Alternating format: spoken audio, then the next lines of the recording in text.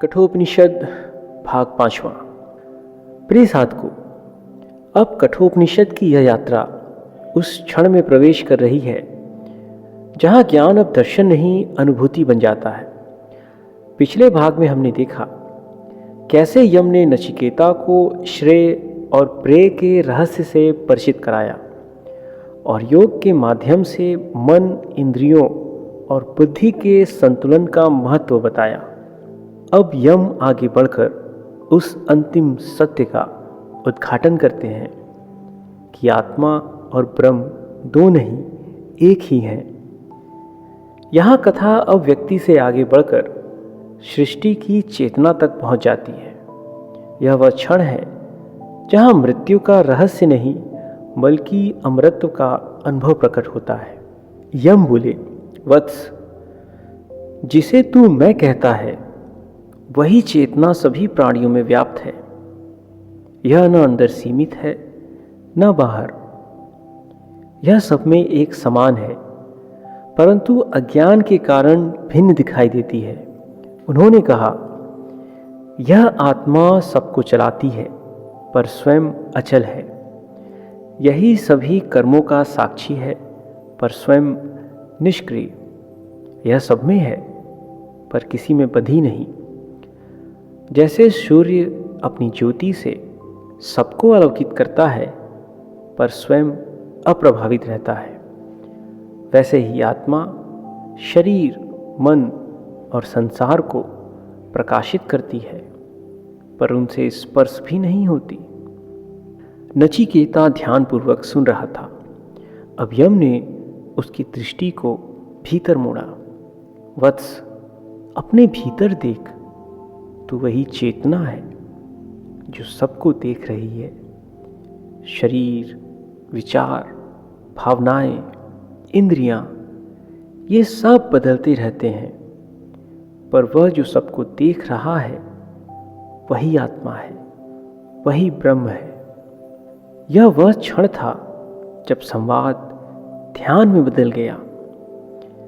नचिकेता की दृष्टि भीतर स्थित हो गई, मानो बाहरी जगत लुप्त हो गया हो और केवल एक शांत, प्रकाशमान साक्षी शेष रह गया हो। यम ने कहा, वत्स, यही वह ज्ञान है जो मृत्यु को मिटा देता है, क्योंकि मृत्यु केवल शरीर की होती है, आत्मा की नहीं। आत्मा न हिलती है न मिटती है, वह सदा अहम ब्रह्मास्मि, मैं ही ब्रह्म हूं की अनुभूति में स्थित रहती है। अब इस भाग का आध्यात्मिक अर्थ समझने का प्रयास करते हैं। आत्मा और ब्रह्म की एकता। कठोपनिषद का यह भाग मनुष्य को भक्त से ज्ञानी बना देता है। यह बताता है कि उपासना का अंतिम लक्ष्य ईश्वर को बाहर ढूंढना नहीं बल्कि स्वयं के भीतर उस ईश्वर को पहचानना है। अब इस भाग में बताए गए कुछ मुख्य तत्व, उसके प्रतीक और उसके अर्थ को समझते हैं। आत्मा ये व्यक्तिगत चेतना है, यानी मैं का सूक्ष्म अनुभव। ब्रह्म सार्वभौमिक चेतना है, वह जो सब में व्याप्त है। एकत्व, यह अद्वैत का प्रतीक है, जब व्यक्तिगत और सार्वभौमिक का मिलन होता है। मृत्यु, ये परिवर्तन है, जहां सीमित अहंकार विलीन होकर अनंत बन जाता है। यम यहां आत्मा का अनुभव दर्शन से नहीं बल्कि ध्यान के अनुभव से कराते हैं। जिस क्षण तू भीतर के साक्षी को देख लेता है उसी क्षण तू ब्रह्म को जान लेता है। वर्तमान जीवन में इस ज्ञान का क्या अर्थ है?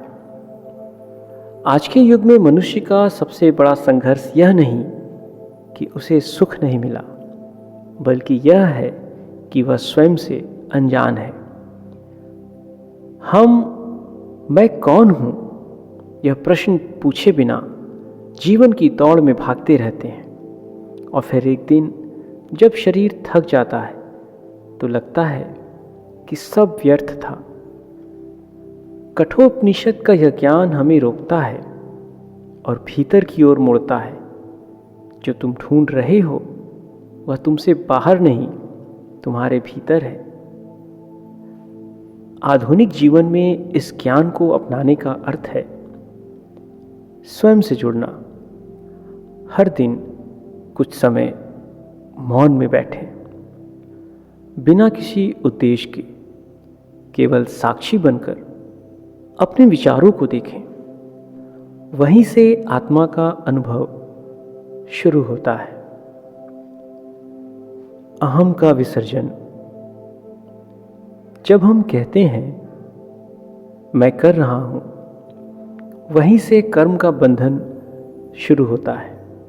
जब हम ये कहते हैं कि मुझसे कराया जा रहा है, तभी हम ब्रह्म की धारा में बहने लगते हैं। एकत्व का अनुभव। दूसरों को दूसरा न माने। हर व्यक्ति, हर परिस्थिति में वही चेतना कार्यरत है। यह दृष्टि न केवल आध्यात्मिक है, बल्कि मनोवैज्ञानिक शांति का भी आधार है। योग का अभ्यास। जब हम शरीर, मन और प्राण को संतुलित करते हैं तो चेतना का मार्ग साफ होता है। ध्यान, प्राणायाम, मौन और साक्षी भाव, यही आधुनिक युग के उपनिषद है। यम कहते हैं, वत्स, जब तू इस सत्य को अनुभव कर लेता है तब तुझे कुछ पाने की आवश्यकता नहीं रहती।